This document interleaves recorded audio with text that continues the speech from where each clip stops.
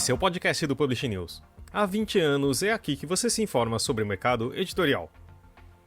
A capa é um dos primeiros contatos do leitor com um livro. E todo mundo tem uma opinião a respeito, inclusive nós aqui do podcast. Mas o que faz uma boa capa? Hoje falamos com dois convidados que têm como esse ofício do design editorial. Elisa von Randon, do estúdio Alles Blau, responsável pela identidade visual da Fósforo e Nacional, sobre as quais conversamos no episódio 170. E Alceu Nunes, o diretor de arte da Companhia das Letras, e responsável de capas de Paulo Coelho, Fernanda Montenegro, entre outras. Eles contam como surge a ideia, da interlocução com editores e autores, do processo criativo, entre outros assuntos. Esse podcast é um oferecimento da MVB Brasil, empresa que traz soluções em tecnologia para o mercado do livro. Além da MetaBooks, reconhecida plataforma de metadados, a MVB oferece para o mercado brasileiro o único serviço de EDI, exclusivo para o negócio do livro. Com a PubNet, seu processo de pedidos ganha mais eficiência. E já ouviu falar em POD, impressão sob demanda? Nossos parceiros da Livro são referência dessa tecnologia no Brasil, que permite vender primeiro e imprimir depois, reduzindo custos com estoque, armazenamento e distribuição. Com o POD da Livro, você disponibiliza 100% do seu catálogo sem perder nenhuma venda. Esse é o programa número 174, do dia 26 de julho de 2021, gravado no dia 24 de junho. Eu sou Fábio Errara, com Thalita Facchini, Maju Alves e eu, Leonardo Neto, e a edição de Gil Luiz Mendes, da Central 3. E vamos ouvir a nossa conversa com a Elisa e o Alceu? Bom, obrigada primeiramente ao Alceu e Elisa por participarem desse episódio do podcast. E eu queria já começar meio descontraído. Eu que sou uma pessoa, julgadora nas horas vagas de boas capas, eu tenho um apreço muito grande por isso. Eu gosto de julgar as capas e de ver esse trabalho diferente que é feito por cada um de vocês e de pesquisar também cada profissional por trás das capas que eu acho mais bonito. Enfim, até para eu saber uma listinha ali, olha, essa pessoa fez essa e essa capa, que trabalho maravilhoso. E eu queria começar perguntando para vocês o que, primeiramente, vocês levam em conta na hora de começar um trabalho. Eu entendo que, na verdade, também parte de cada pedido que vocês recebem, cada trabalho é um trabalho diferente, mas qual é o principal ponto na hora de vocês começarem um projeto novo, para vocês começarem um trabalho? Ler o livro. Importante, importantíssimo, digamos. Assim, nem sempre dá tempo de ler tudo, né?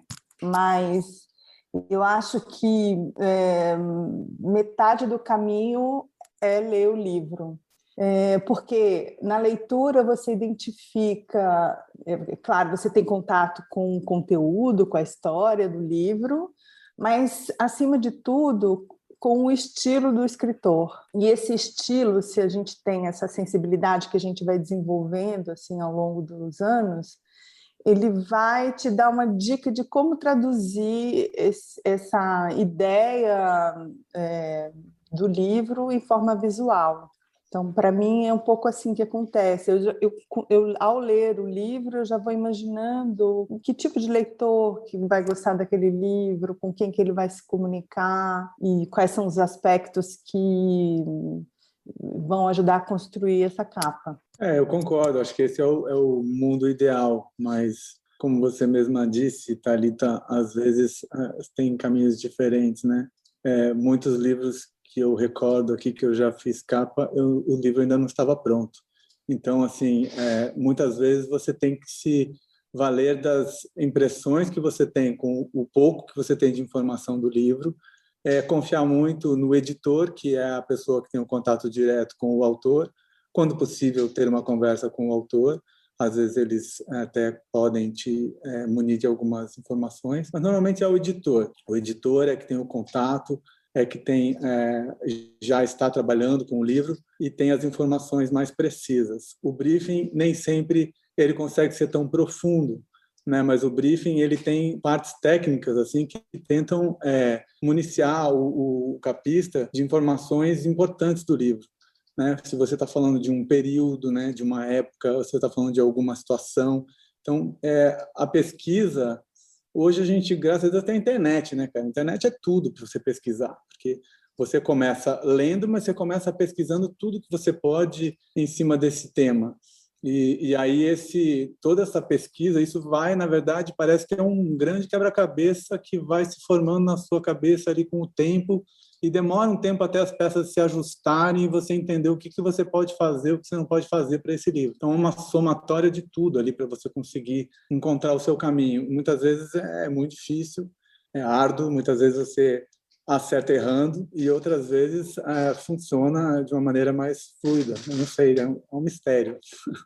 Até pegando um pouco de carona nessa pergunta da Thalita e sumarizando, de certa forma, o que vocês disseram, né?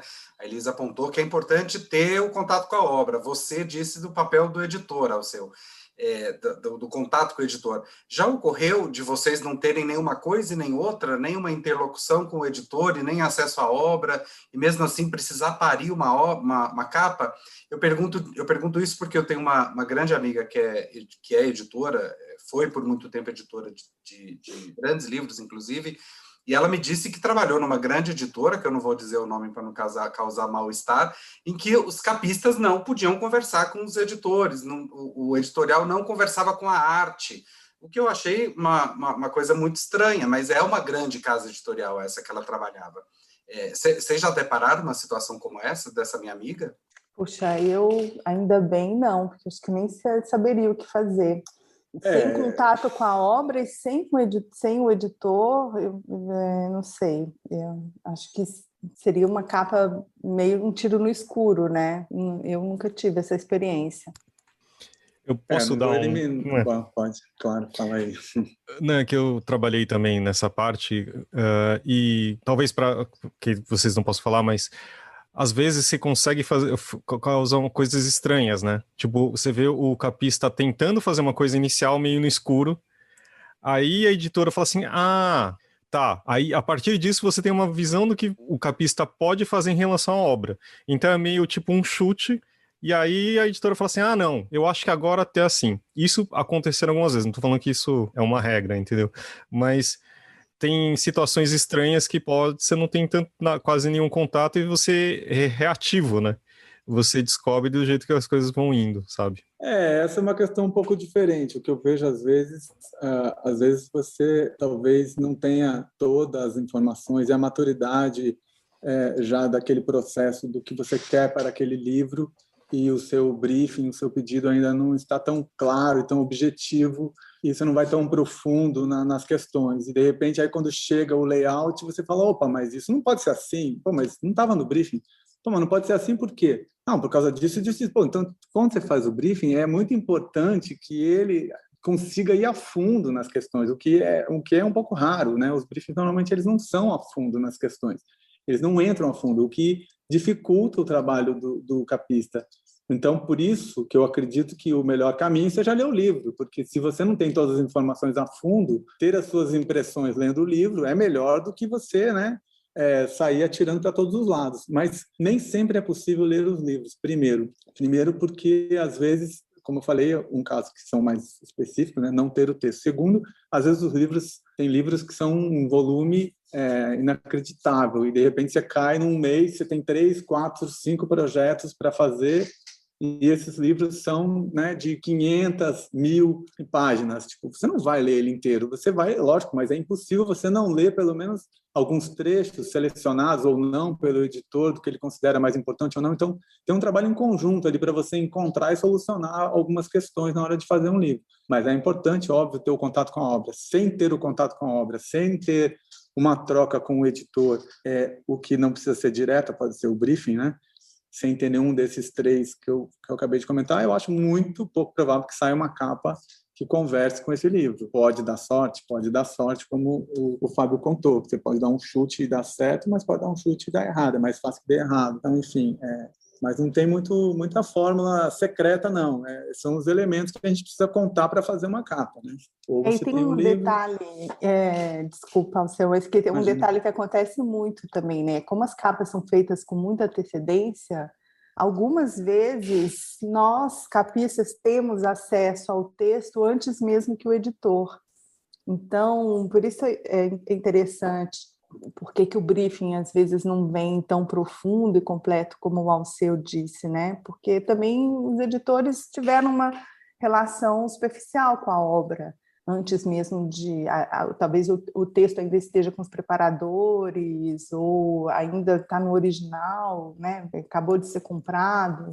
Então, já aconteceu algumas vezes, assim, durante a leitura do original, da gente sugerir questões para além da capa também, né? Assim, encontrar alguma incongruência ou ter uma ideia para uma edição do miolo.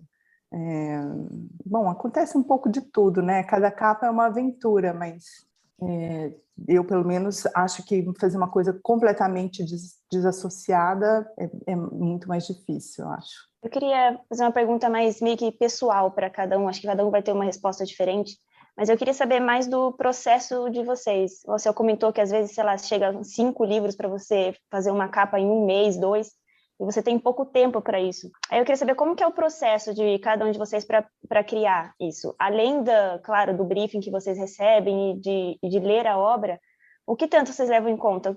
Onde vocês buscam inspirações? Até por deixar a sua marca, né? Para fazer, essa capa foi o Alceu que fez, essa capa foi a Elisa. Que elementos cada um usa? Bom, fala aí, Alceu, você. Não, eu não tenho... Eu sou um pouco coringa, na verdade, assim, de linguagem, né? Eu não tenho uma marca muito... eu acho que eu tenho essa função também dentro da editora, né? De coordenar e ajudar a fazer todas as capas. Então, por exemplo, hoje a produção é uma média de 40 livros por mês, que eu coordeno, né? Um pouco mais, um pouco menos. São muitos livros, é muito difícil. Tem horas que você não tem que ter a sua linguagem expressa no livro, tem horas que você tem que resolver aquela capa. E aí, enfim, eu posso, na verdade, escolher pessoas para fazer os livros. Eu tenho aqui meu leque aqui, né, de colaboradores, que parece que é pouco, mas tem mais de 70 colaboradores aqui. E assim, metade do meu trabalho é acertar quem vai fazer esse projeto. Então, eu tenho um pouco dessa sensibilidade de entender qual é a linguagem que esse livro precisa e quem seria a pessoa ideal para fazer esse livro, sendo que eu estou incluso nesse leque, então eu posso ser essa pessoa. Se for eu, né, eu vou ter que passar por na verdade, no meu processo de criação aqui, como eu te disse, primeira parte, você se inteira da obra, né, você começa a ler e se inteira da obra, depois você faz uma pesquisa, junto com isso, a sua cabeça já começa a montar esse quebra-cabeça do que seria ideal. Aí você começa a fazer algum rabisco, né, que seja ele do estilo que você vai usar no seu lettering, seja ele da composição da página, e depois você já vai eu já vou para o computador, faço um pequeno rascunho e depois já vou para o computador. Eu gostaria, às vezes, dependendo do trabalho, né, por exemplo, Paulo Coelho já é diferente, é uma linguagem que eu escolhi fazer meio desenhada à mão, então eu não vou nada para o computador, eu simplesmente leio, pesquiso um pouco do que seria, e muitas vezes a solução é mais tipográfica, é um desenho, saio desenhando.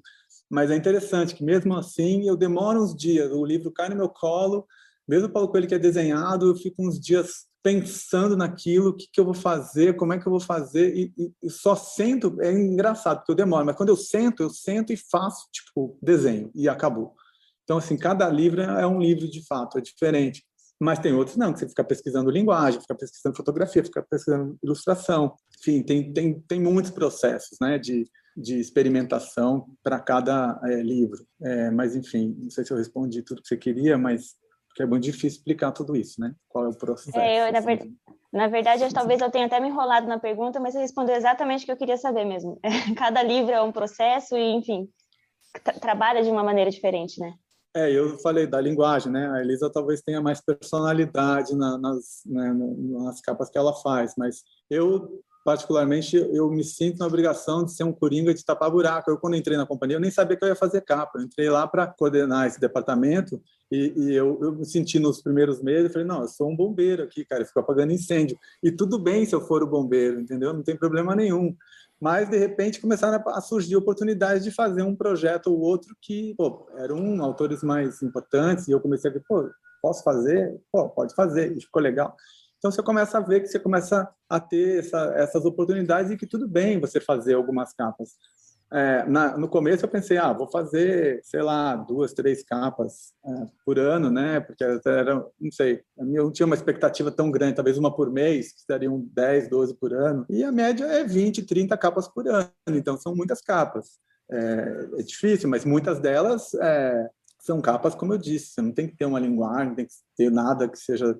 Tem que resolver a questão, enfim, ossos do ofício. Né? Eu concordo com o seu, que eu acho que a linguagem da capa não tem que ser a nossa, tem que ser a linguagem que comunique o livro. É claro que o Alceu, com esse leque mágico, ele vai encontrar estilos dos designers que melhor combinam com determinados livros, mas eu sempre procuro também pensar nesse lugar mais neutro, neutro, não é bem isso, mas assim, coringa, acho essa palavra bem legal, assim, tentar circular e combinar elementos que não dependam de mim ou da minha linguagem ou do meu gosto pessoal, mas que sim combinem com aquele livro e construam uma boa capa. E eu também faço como o Alceu, eu falo que todo livro precisa de um tempo de fermentação. Eu não sei quem aqui já fez pão, mas eu vou lendo o livro e eu acho que a leitura do livro é um tempo para que isso aconteça, né? Que a ideia do livro vai se formando na sua cabeça nesse processo de fermentação. E quando você senta para fazer, meio que você já tem esse arcabouço formado na sua cabeça, né? O layout muitas vezes já está pronto, então você senta e realiza. Mas acho que para isso acontecer é preciso que a gente esteja sempre muito conectado à produção visual de uma maneira geral. Assim, eu acho que as pessoas falam em repertório e eu acho bem importante isso. Você tem que ser curioso e ser um colecionador mental de obras de arte, de ilustradores, de manuscritos medievais, gostar de fuçar em bibliotecas online, ter livros em casa, enfim, o tempo todo a gente está fotografando, guardando imagens na nossa cabeça, né? E isso é a nossa biblioteca pessoal, íntima, imaginária, que quando a gente está lendo esse livro, eu tenho essa imagem mental de que as coisas que estão circulando na nossa cabeça vão se conectando àquele texto. Então, ao ler um livro, você já vai imaginando que ilustração, que foto, que tipografia, que combina com aquilo. É meio mágico mesmo, como se o tempo todo você estivesse guardando referências e ideias para aquela gavetinha que vai ser usada e acionada durante a leitura do livro. A gente está falando assim de uma construção da importância da capa, né? Hoje em dia ela é um fator muito importante, é um dos fatores principais para a compra, ou pelo menos um deles, né? Tipo, fora indicação de amigos, etc. Que eu sei que é uma pergunta até estranha, mas perguntar assim, tipo, o que faz uma capa boa e também como que eu sei que não é só uma capa bonita, né? A intenção é chegar no consumidor e determinar aquele consumidor, né? Por exemplo, se você está fazendo um livro young adult que fale com essas pessoas e ele por si só fale direto com esse público, né? Então, assim, quais os elementos vocês colocam, por exemplo, talvez não seja um autor que você seja um leitor, mas se colocar nessa pessoa.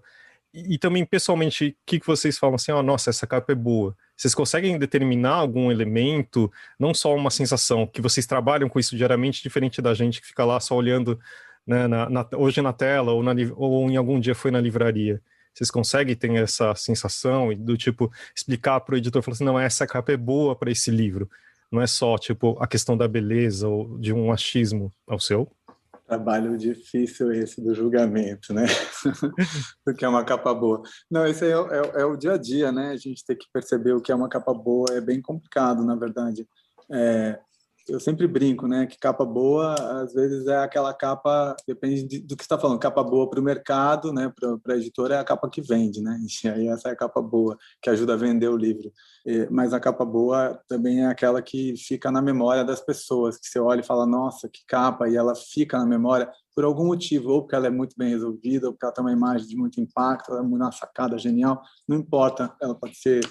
Normalmente tem alguma questão que faz com que ela venha na memória das pessoas. Eu não sei, cara, eu acho que a capa boa, ela tem que ter uma linguagem muito objetiva, seja ela qual for, seja ela a leitura tem que ser boa, né, tipografia com clareza, enfim, às vezes não tem, né, por exemplo, eu pego David Foster Wallace, A Graça Infinita, não tem nada na capa, é só a caveira, então não tem tipografia, mas ela conversa com um público diferente, né, mas, enfim, normalmente a leitura, a clareza da informação, elas são importantes demais, né? Enfim, uma capa muito confusa, uma capa que tenha alguma imagem que cria algum desconforto, são capas que às vezes têm uma certa restrição para um público, então não considerariam capas boas.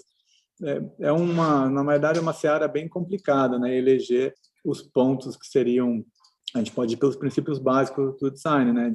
De legibilidade, de cor, de impacto, de clareza, enfim, tudo isso ajuda e contribui para uma capa boa. Mas, enfim, nem lembro mais quais eram as outras questões. Vamos lá. Diga aí, Elisa. Eu acho que uma capa boa é uma que comunica, enfim, que encontra o público.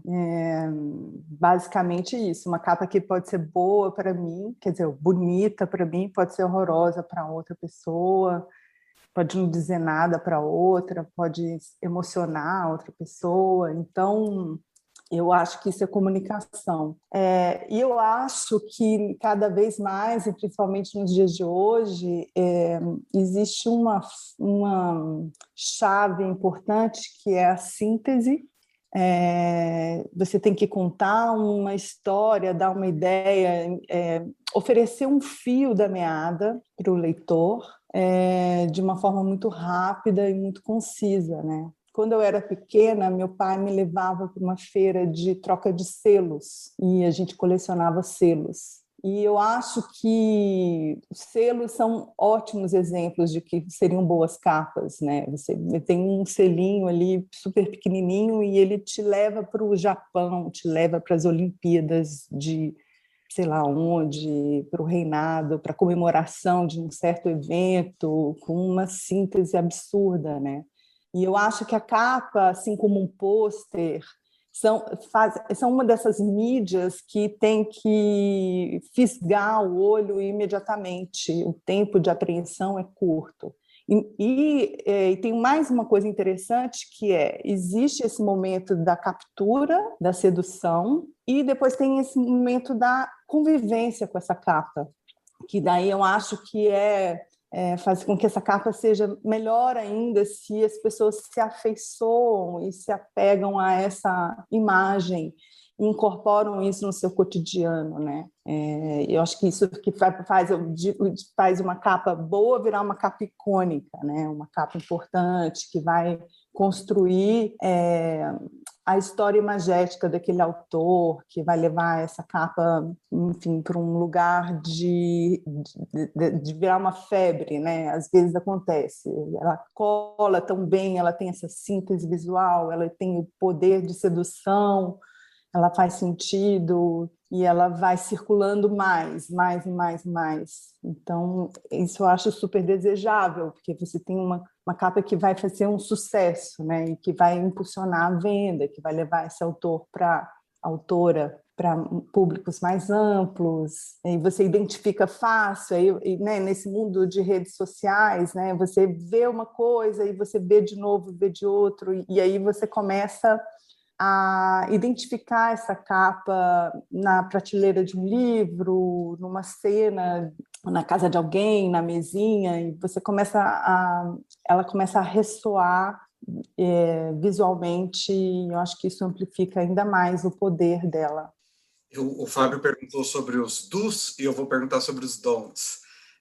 Existe alguma coisa que em capas que vocês fazem não entraria jamais? Em outras palavras, há ainda algum mito de que capa com tal elemento não se faz, como já houve, né? A capa branca não se faz, não, a palavra não no título não se usa, diabo no título não pode. E aí tem um monte de livros mostrando que essas máximas não são verdadeiras, né? Existe algum mito a ser derrubado? Eu vi que a Fósforo, por exemplo, fez uma capa animada. Tem alguma barreira que vocês ainda precisam transpor? Algum mito que precisa ser derrubado aí sobre as artes das capas? Poxa, se tem, eu não estou nem aí.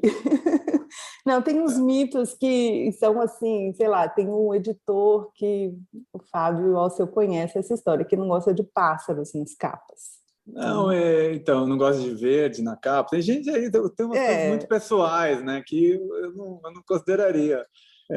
Eu acho que não tem esses mitos. Quer dizer, tem pessoas que têm essas questões pessoais, mas não acho que tudo pode ser feito dependendo da forma que você vai resolver.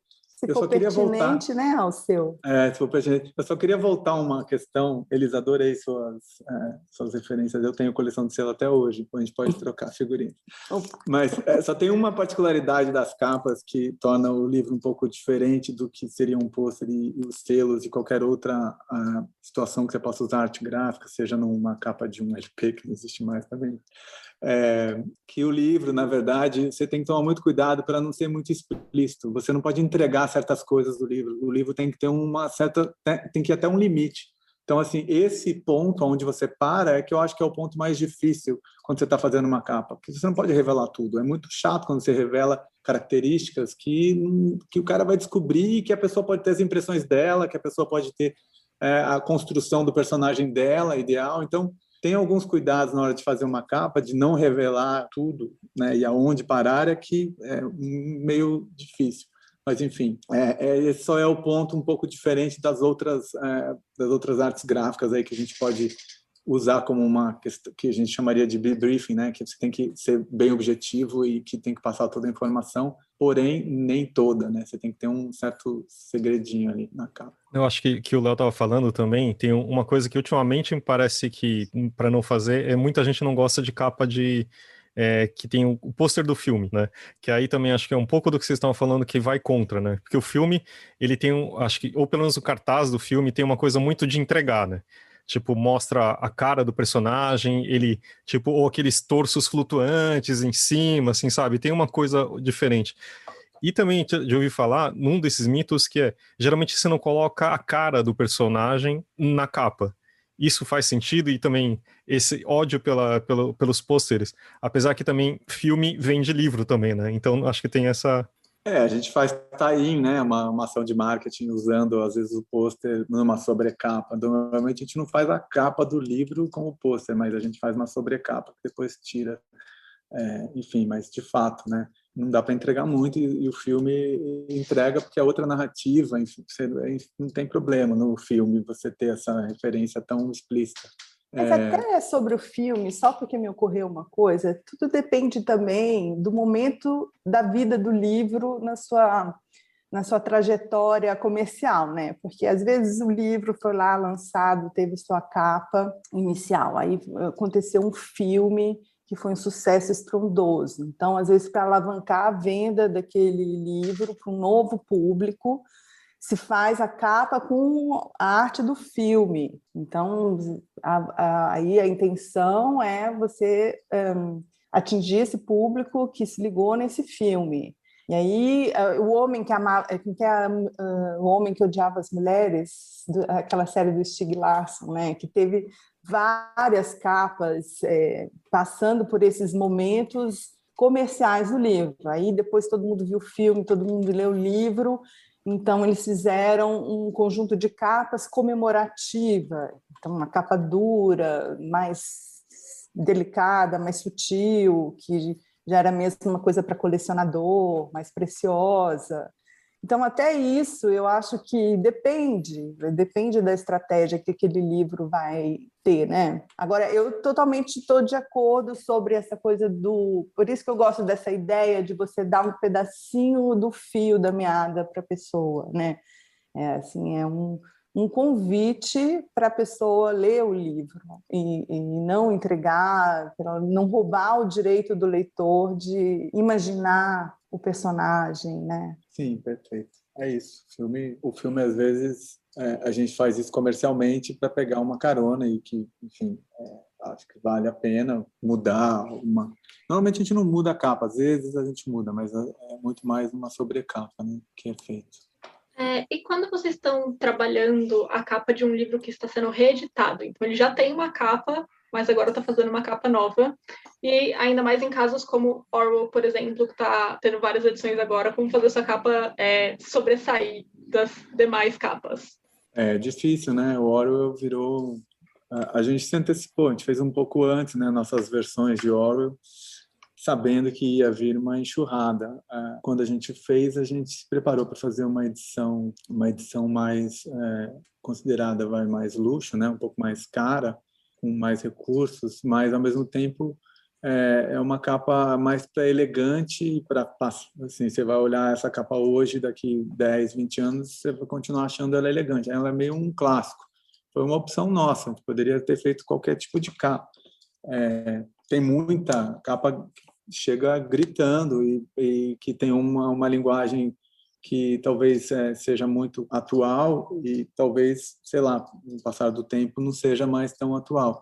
Às vezes a nossa opção foi para um caminho clássico, mas eu acho sempre difícil refazer quando você está falando de um clássico, né? Você falou do Orwell, eu vou falar do Grande Sertão Veredas, que para mim foi o maior desafio que eu tive, que é fazer um projeto desse peso, né? Que já teve, enfim, umas 4, 5 versões diferentes de capa, mas que é muito delicado, porque é um livro que ele está na memória afetiva da pessoa, a pessoa gosta daquele livro e ela gosta daquela capa também. Então, quando você faz um projeto, você propõe um projeto novo, você está arriscando muito, porque você vai ter que ocupar um lugar, ter que dar um espacinho aí para ocupar esse cantinho ali do seu livrinho preferido. Agora ele tem outra carinha, então você veste o livro de outra forma, e aí a pessoa, opa, mas esse não é o meu livro querido, que eu me encantei, me apaixonei, que faz parte da minha vida, da minha história. Como assim ele tem essa cara agora?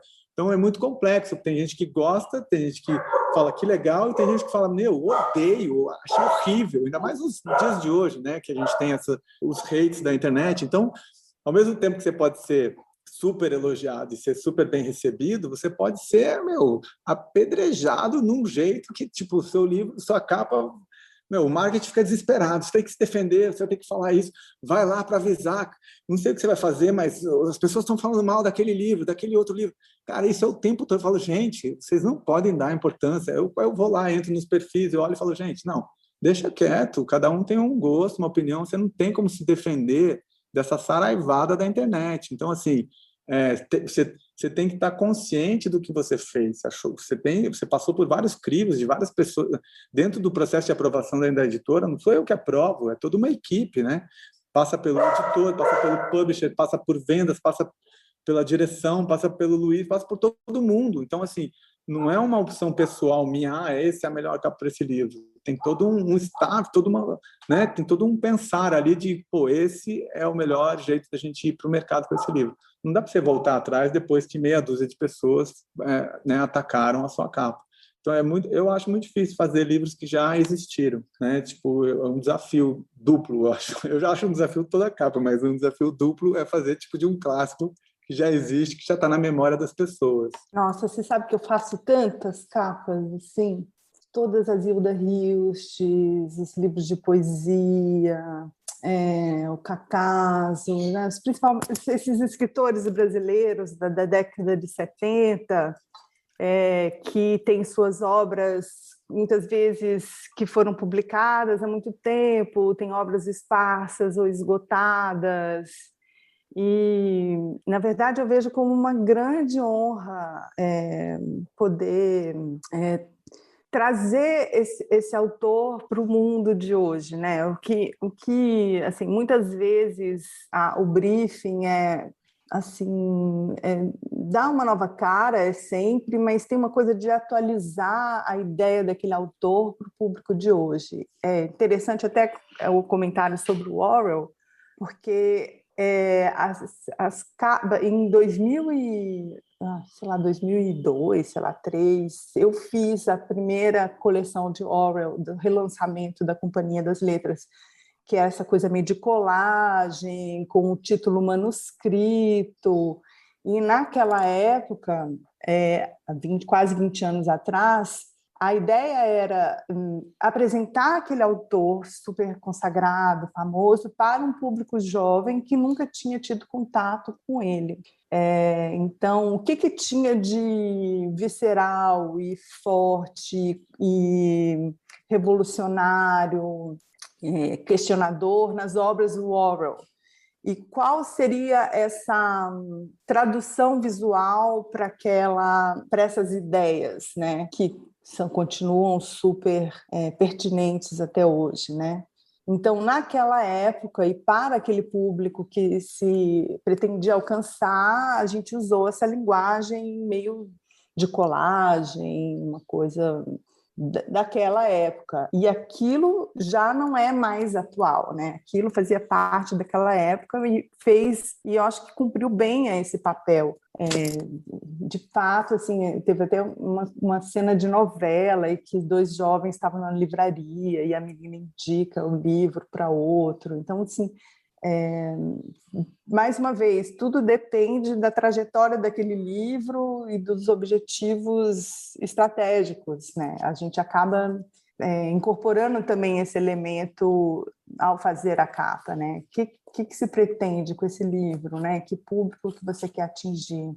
Então, eu acho divertido, e eu acho que tem muitas pessoas que colecionam versões de livros também. Eu amo as capas antigas, eu adoro, tem, né, designers maravilhosos que fizeram as suas versões das capas, e eu fico muito feliz assim, quando eu tenho a oportunidade de acrescentar mais uma cara daquele livro para o público.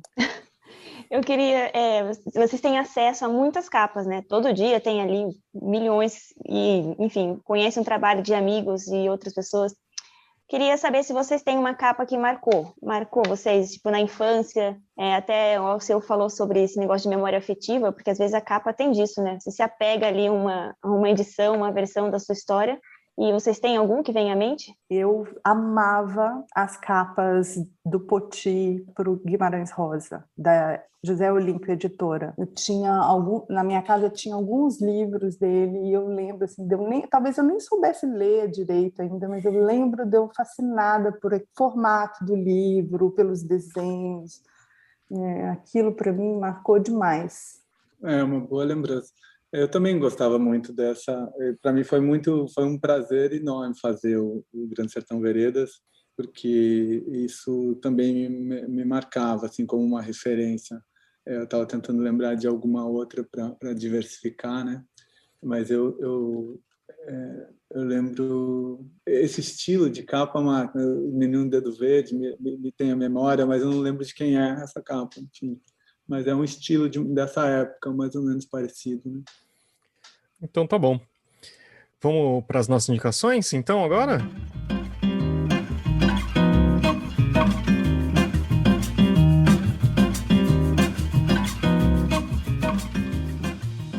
Léo, quer começar então com as suas indicações? Ai, Fábio, no último programa eu dei 3, né? Eu devia ter guardado alguma. Você não tem nenhuma hoje, é isso? Mas eu tenho sim. Las Bibas from Vizcaya, que era uma dupla, nem sei se continua sendo uma dupla, de DJs, drag queens e etc. Elas remixaram algumas músicas de Maísa. Usaram, inclusive, inteligência artificial para poder conseguir separar a voz da Maísa. Maísa que eu tô falando é Meu Mundo Caiu. Maísa Matarazzo, né? E o resultado ficou ótimo, assim, sabe? É uma coisa que eu tenho ouvido com muita frequência, tá no Spotify, e eu fiquei realmente impressionado, assim, de como é que ficou mais gostoso ainda ouvir Maísa com os beats das Vizcaias. Legal. Muito bom. Elisa, já que você está com a palavra, você quer fazer a sua? Eu tenho ouvido e visto muitas coisas interessantes nesses tempos pandêmicos, e eu passo o dia ouvindo podcast, lançamentos de livros, conversas. Eu sou uma daquelas que ainda não saturou de todas essas conversas, então realmente para mim é uma super companhia e fica ativando o cabeção enquanto estou trabalhando e saciando um pouco essa vontade de conversar e de trocar ideia com as pessoas. Então tem eu não sei exatamente se é um ciclo de conversas ou de estudos, se chama Selvagem, que são conversas a respeito da natureza, dos dias de hoje, quase todas capitaneadas pelo Krenak, então são conversas muito boas. Eu gosto muito de um podcast de jornalismo que chama Rádio Escafandro, que são reportagens bem profundas sobre temas bem interessantes. Isso lembra dos nossos tempos de super interessante, né, Alceu? Umas coisas assim que ligam ciência, arqueologia, legal, descobertas, eu adoro. Não conheço, vou atrás dessa. Ótimo, ótimo. E o Vidas Negras, que também é um podcast que fala sobre personagens importantes da história brasileira, muito legal, levinho e maravilhoso, histórias fascinantes, muito bem editado. Eu pensaria nesses 3 lugares. Assim. Boa. E você, o seu? Tem alguma coisa para indicar pra gente? Talvez todos já tenham lido, né, o Avesso da Pele, do Jefferson Tenório, mas foi uma leitura que eu curti muito nesses últimos tempos. Eu já tinha lido quando eu fiz e isso acontece bastante, tinha uma leitura diagonal, né, quando você faz a capa, e depois quando você tem um livro, aí você saboreia ele com mais tranquilidade. Alguns dá para fazer isso, outros acabam ficando para trás. Mas eu acho que esse momento, essa temática tem sensibilizado muito, né? E também tem aquele curta que ganhou o Oscar, não sei se vocês já viram, que eu não sei em inglês o nome dele, Dois Estranhos, não lembro o nome do diretor, nada. Mas nossa, foi uma porrada ter visto aquele curta. Enfim, acho que a gente tem que entrar nesse mundo com mais força aí para ser capaz de entender o que a gente pode fazer com o nosso papel, né? Essa história toda, essa desigualdade que a gente vive. Muito bom. Thalita, quer falar pra gente? Eu vou indicar podcast. Você vai gostar desse, Fábio. Eu vou indicar o podcast da Uma Estrangeira, da Gabi Oliveira, que é bom de verdade.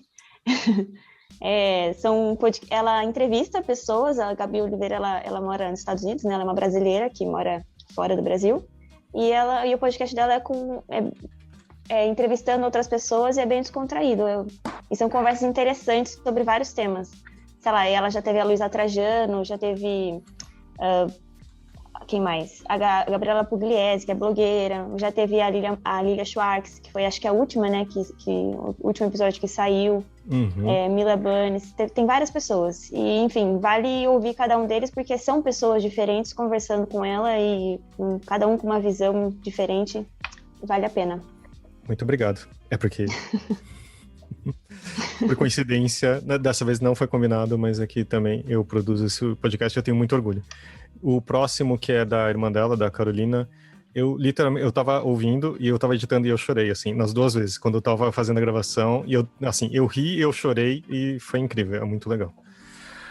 E nessa, eu vou aproveitar, já que tô aqui, depois eu deixo a Maju falar também, eu queria indicar outro podcast que acho que talvez você goste, que é o podcast novo do Chico Felitti. Eu achei ele um cara incrível, sabe? Tipo, e ele tá fazendo um com Fantástico, sabe? Agora que realmente... Divertido. Não, e assim, tem um que são coisas do tipo... Nossa, ele faz umas perguntas, né? Fala assim, imagina como que é a cabeça de um cara que fica falando mal dos outros na internet. Entra no post dos outros só pra xingar. E ele conversa com o cara e fala assim, por que você fala você é tão assim? E o cara é super gente boa, sabe? Tipo, tranquilo. Mas ele fala assim, não, mas eu tenho que descarregar um pouco da minha raiva, não sei o quê. Só que ele mostra, por exemplo, eu tenho que fazer, eu passo isso na terapia, sabe? Não sei o quê, sabe? Então é uma loucura. E coisas do tipo, umas pessoas que na época do BBB faltavam no trabalho para votar o dia inteiro. E você fala assim, mas quem que são essas pessoas? Ele vai lá e vai atrás dessas pessoas, entendeu? Então é muito legal. Eu amo todos os podcasts que ele faz, tal. Eu acho um autor incrível. Mas procurei, se chama Isso Está Acontecendo. Eu só queria pegar carona na tua indicação, Fabinho, para falar para vocês que eu tenho um grupo de pessoas do mercado, que são todas mulheres, só eu de menino. O grupo se chama Fulanas. E um dos motivos dele existir é a gente comentar as pessoas que comentam as matérias no Publish News. Tem uns comentários maravilhosos, sempre. E mais mas acho que de podcast, a gente fez uma conversa também, tô falando eu, o seu, a Elisa e o Kiko Farcas e o Raul Loureiro fez um podcast na Companhia das Letras, procura lá Rádio Companhia, e falando também outras coisas também sobre capas, como que é construir capas. Super também. Legal esse papo, foi muito legal. Foi divertido, já faz um tempinho, mas acho que vale a pena lá ouvir também.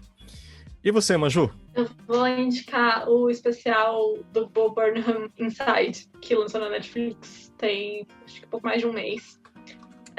O Bo Burnham é um comediante e ele gravou esse especial em um ano que ele tá na casa dele, completamente isolado das outras pessoas. E ele sempre fala muito dessas questões... Ele fala de questões pesadas de uma maneira engraçada. E esse em especial tá falando muito sobre todos os casos que teve durante o ano passado, coisas como racismo, o privilégio de determinados grupos de pessoas e também da saúde mental, de você ficar trancado em casa por mais de um ano. Eu ri muito no especial, sim. Eu chorei no especial também? Também. Teoricamente era um especial de comédia, mas ficou muito bom. Muito bem. Queria agradecer muito a Elisa e ao Seu por participar aqui da nossa conversa. Foi muito legal. Não tinha dúvida nenhuma que ia ser muito divertido. Saudade de conversar com vocês. Mas muito obrigado, gente. Obrigada pelo convite. Que legal conhecer vocês. Parabéns pelo podcast. E é isso. Também queria agradecer o convite e foi um prazer estar aqui com vocês. Espero que o pessoal curta aí. Então, tá Temos bom. um programa, Fabinho? Temos um ótimo programa. Obrigado a você, Léo, a Thalita, a Maju, e a gente se vê na semana que vem.